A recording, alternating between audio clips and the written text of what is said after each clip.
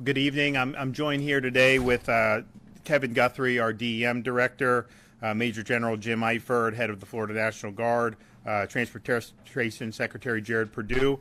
We're also, for the first time, joined by Rear Admiral Brendan McPherson, Commander, Coast Guard 7th District. We also have Colonel Gene Spalding with the Florida Highway Patrol, and then again, Gracia Check, FEMA for Region 4 Administrator for FEMA.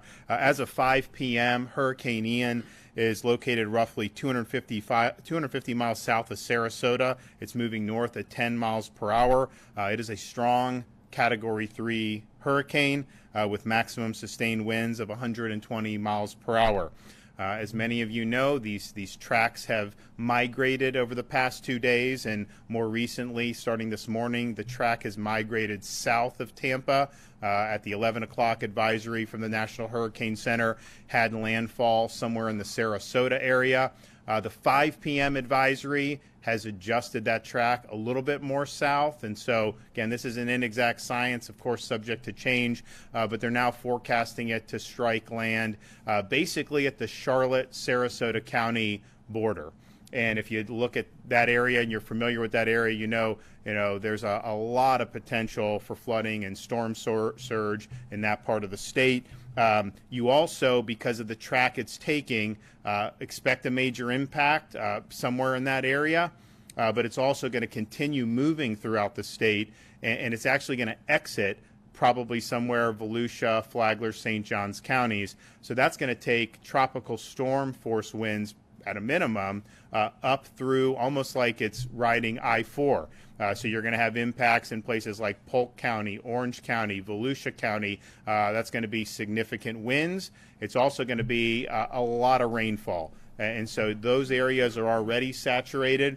You're going to end up with more. That is going to cause hazards for trees falling down. It will likely interrupt power for many communities in that part of the state, and this is going to be working its way. You'll have the first landfall will be tomorrow night, Wednesday night, but it's going to meander through the state all the rest of Wednesday night, all of Thursday, and it's going to exit most likely sometime on Friday morning.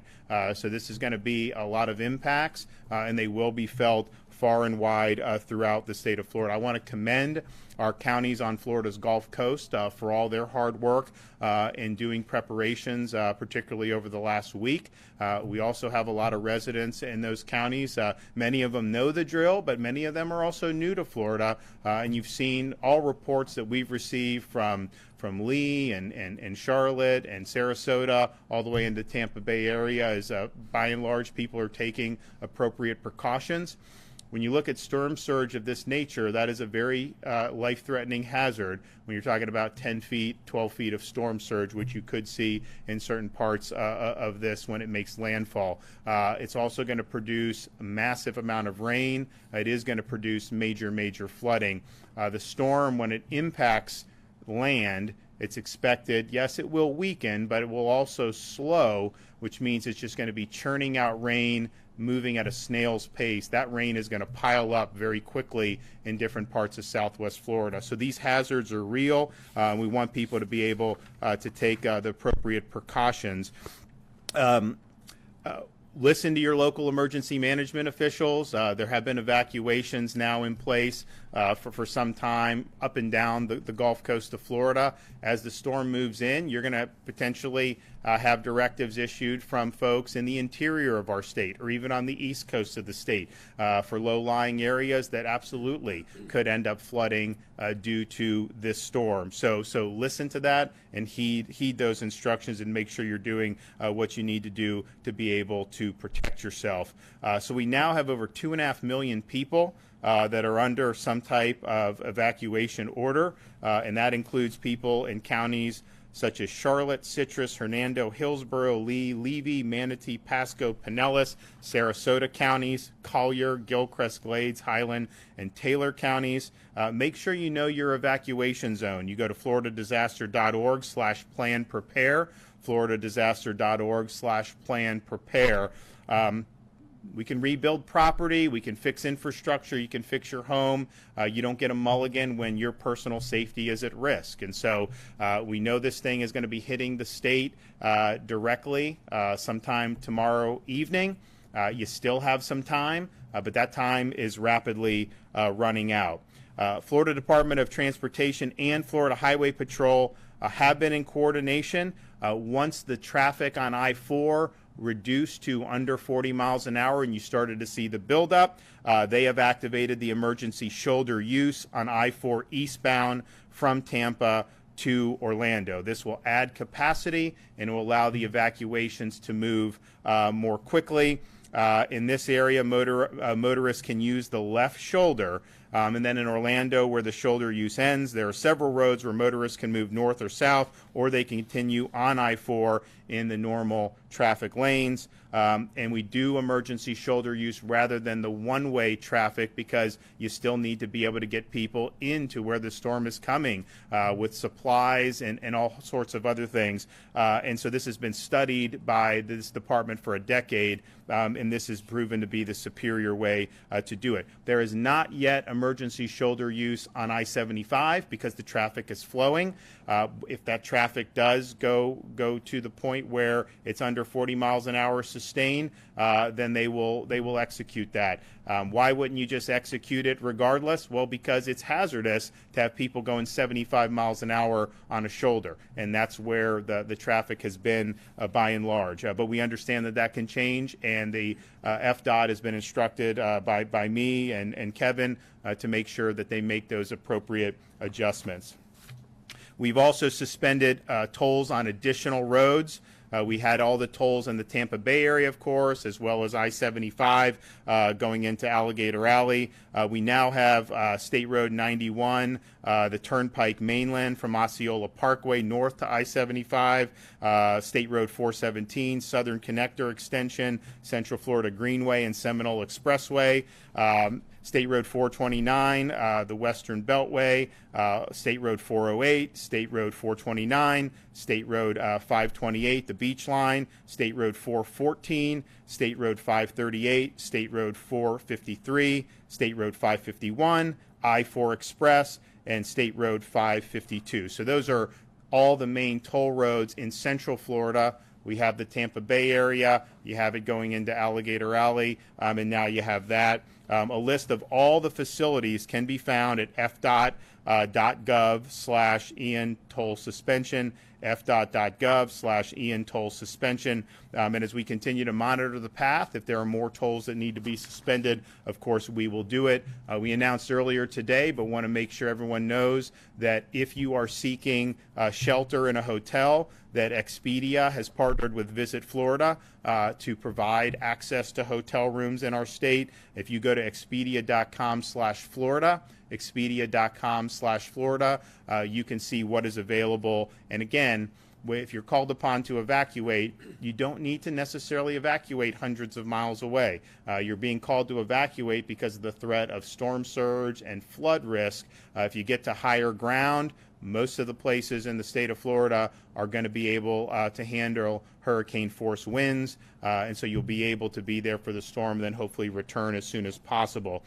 Don't leave your pets behind. Helpful information about planning for your pet is also available at floridadisaster.org/plan prepare, floridadisaster.org/plan prepare. Almost every pet shelter is going to be pet friendly. People understand that that's important, and it is important that we're taking care of our pets. So as of 3 p.m., almost 100 shelters, including more than 50 special needs shelters, have been opened, mostly along the Gulf Coast region of the state of Florida. There's more shelters that are constantly being added, and particularly as the track of the storm changes, you're going to see more counties shift into that mode in different parts of Florida. Go to floridadisaster.org/shelters if you want to see the shelter availability, floridadisaster.org/shelters. We now have 56 school districts that have announced school closures. If you want the most up-to-date information on that, go to floridadoe.org/storminfo. We are at over 5,000 with the Florida National Guard. We have 2,000 guardsmen from neighboring states. National Guard has 3 Chinook helicopters staged and ready to respond, and they actually have 6 more en route.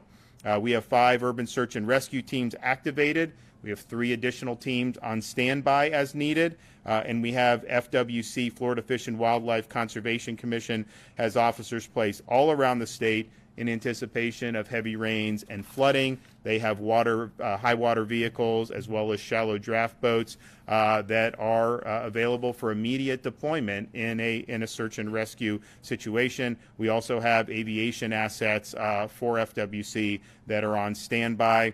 Of course, Highway Patrol is surge personnel, and they will continue to do that as needed. And we'll hear from the Admiral, but U.S. Coast Guard has staged 21 rotary wing aircraft, 9 fixed wing aircraft, 4 cutters. They also have shallow draft vessels ready to provide search and rescue assistance in flooded areas should that be necessary. As of today, 100% of operating long-term care facilities do have a generator on site, and we're happy about that. We now have over 30,000 linemen across the various utility companies, both investor-owned and municipal, as well as electrical co-ops, that are staged for powered restoration across the state. And so we anticipate that will grow. And we also anticipate that the needs for power restoration have grown as the track of the storm has changed. I mean, we were here a couple days ago. They were looking at maybe it skirting the Gulf Coast and ended up impacting someplace in northern Florida.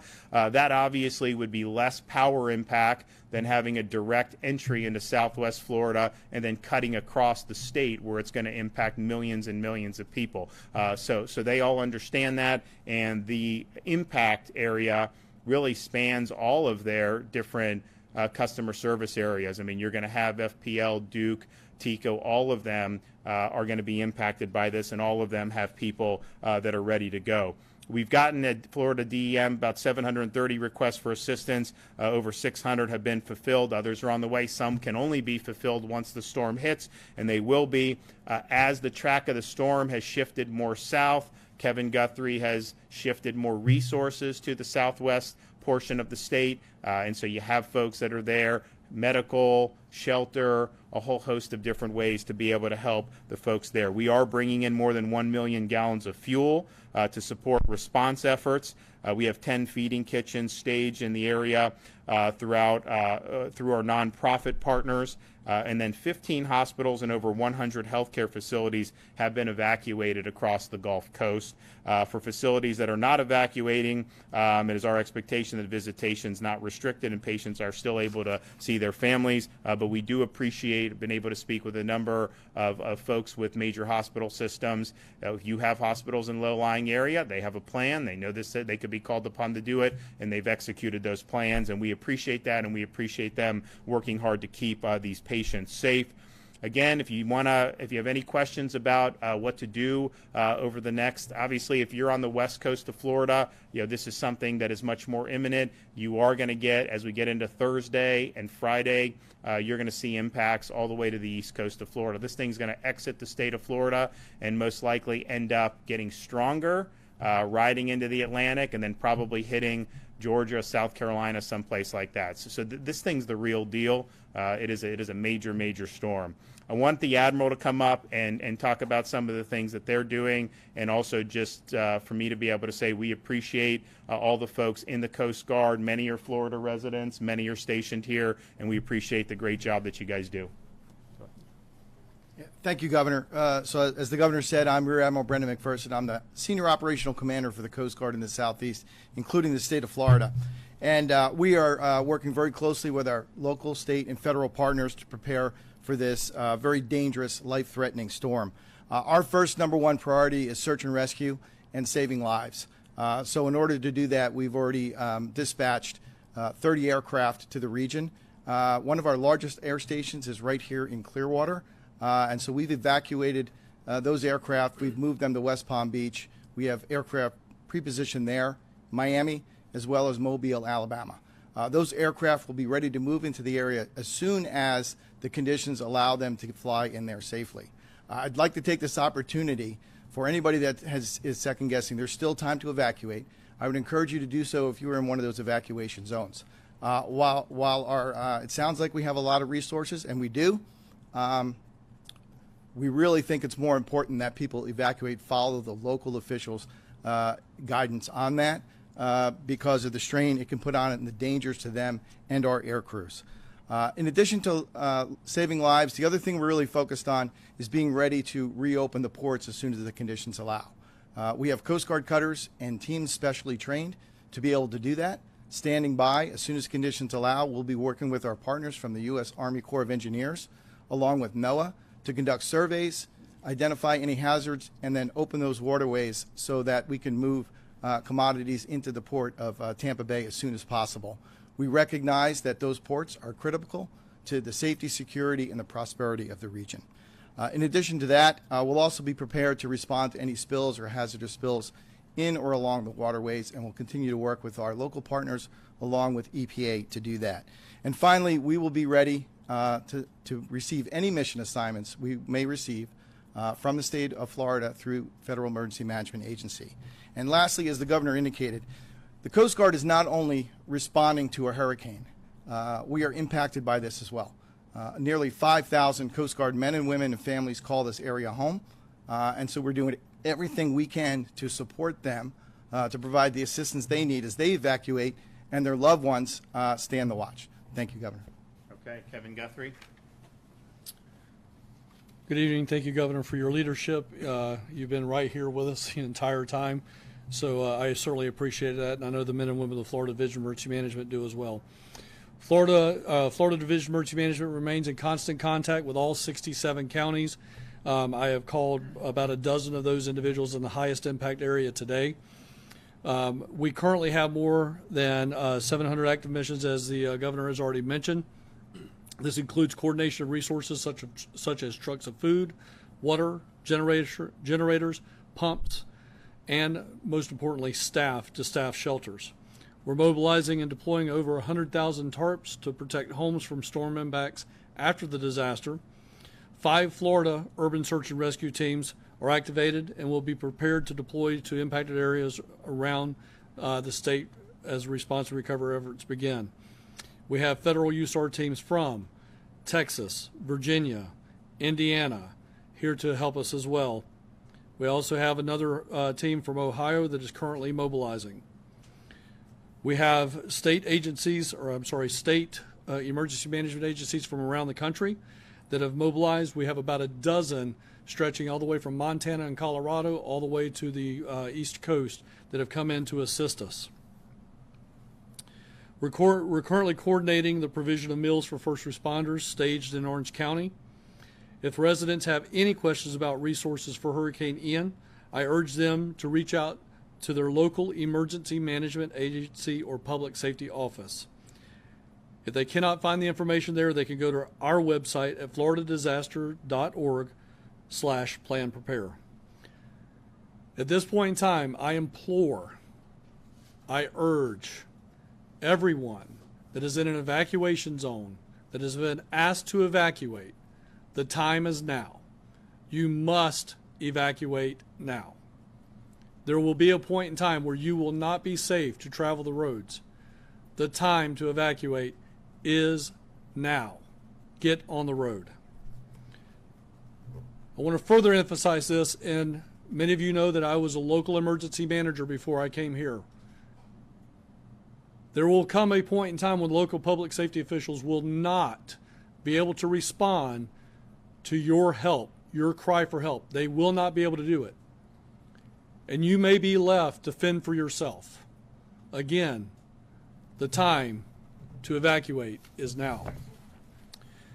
Governor, I want to thank you for your continued leadership and your partnership. Again, you've been steadfast and right here with us the entire time. Thank you.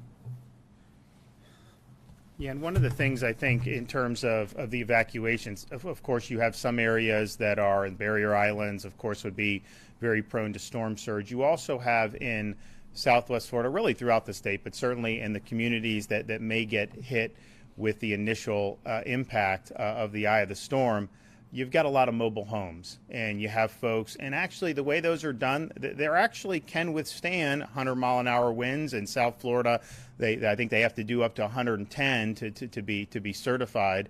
But you're looking at a Category 3 storm that is strengthening. It will become a Category 4 storm, and it may even be a Category 4 storm when it makes impact in what looks to be Southwest Florida. So that is not a risk that you want to take if you are living in some type of mobile home or manufactured housing. And I know a lot of people have left and have sought shelters, but it's my understanding that not everybody has. You still have time to do it. You do not have to evacuate hundreds of miles. Obviously, if you have friends, family, some of that, hotels, that's preferable. But as a last resort, these shelters are open.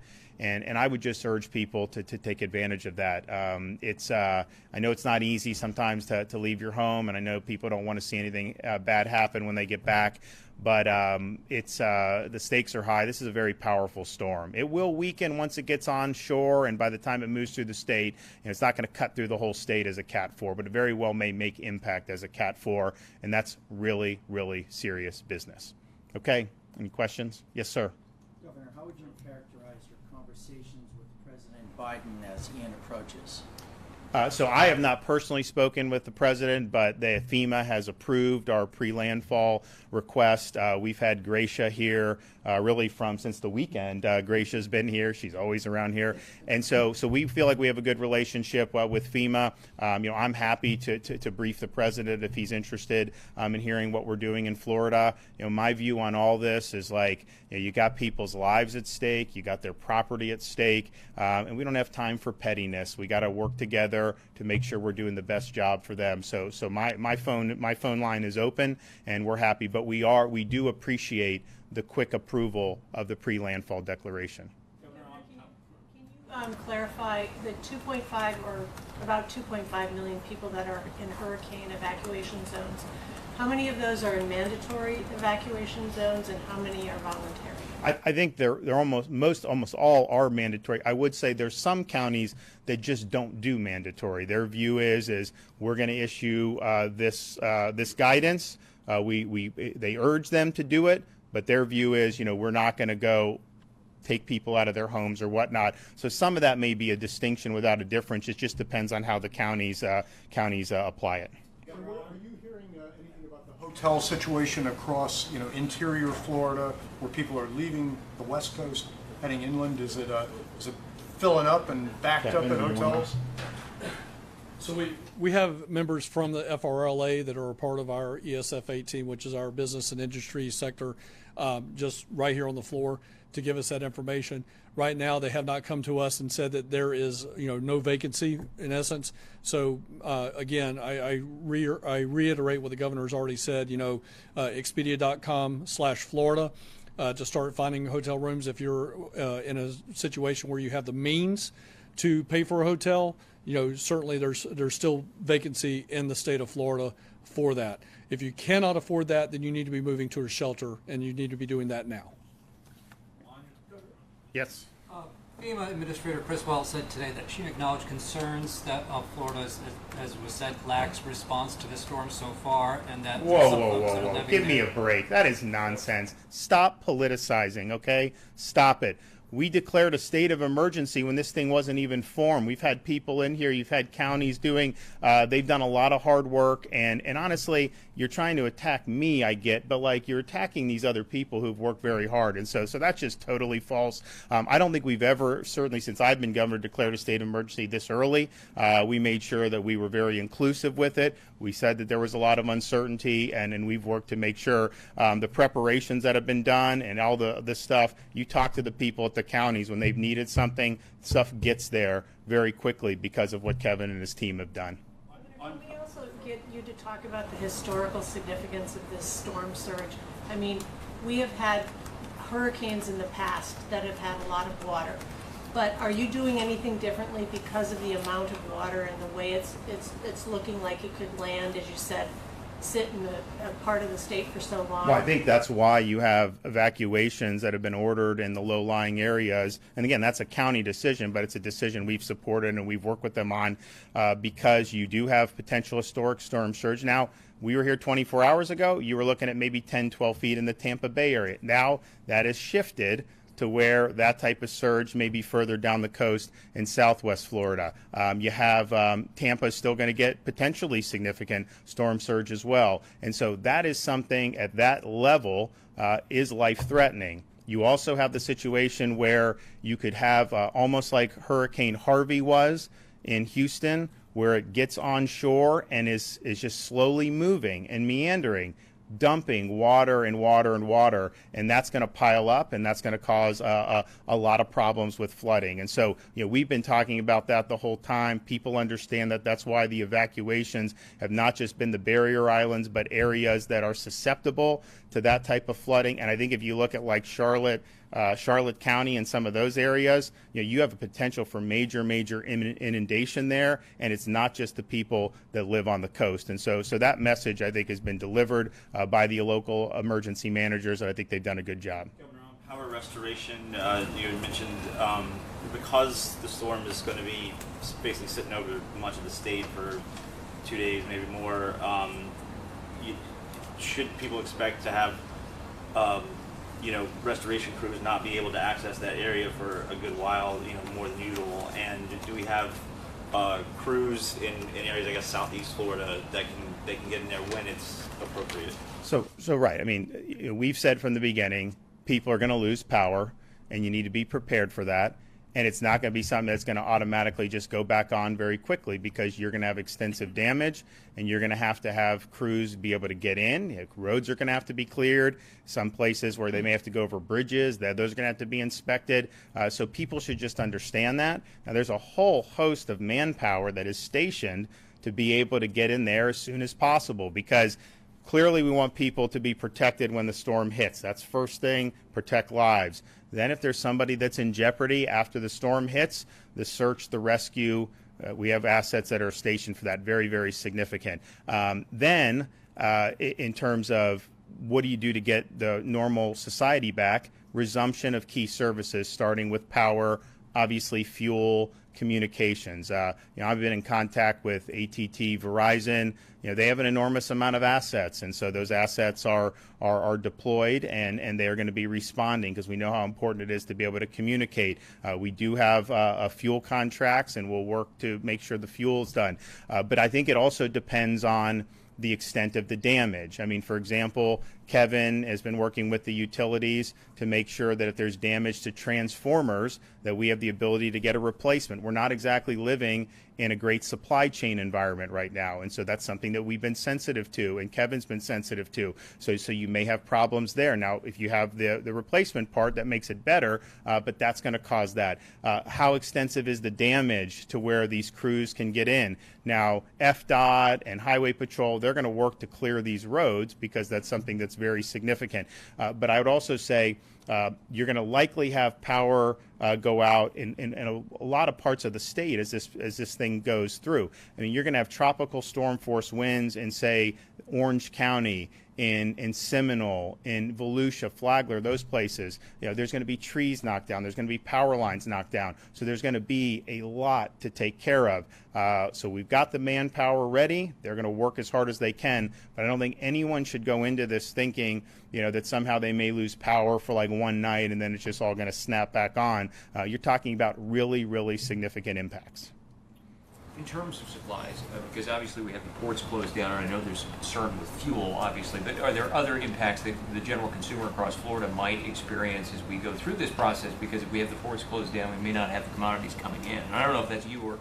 Well, the ports understand the vital role they play. They have to make decisions based on safety, which we understand, but they're all committed to immediately opening, as soon as the storm passes, and they understand how important that is. I do think, though, one thing maybe a little bit different about this storm is just, okay, the storm happens. Unfortunately, there will be damage. We get into the future because of the supply chain problems writ large, not tied to a port being closed for a couple days.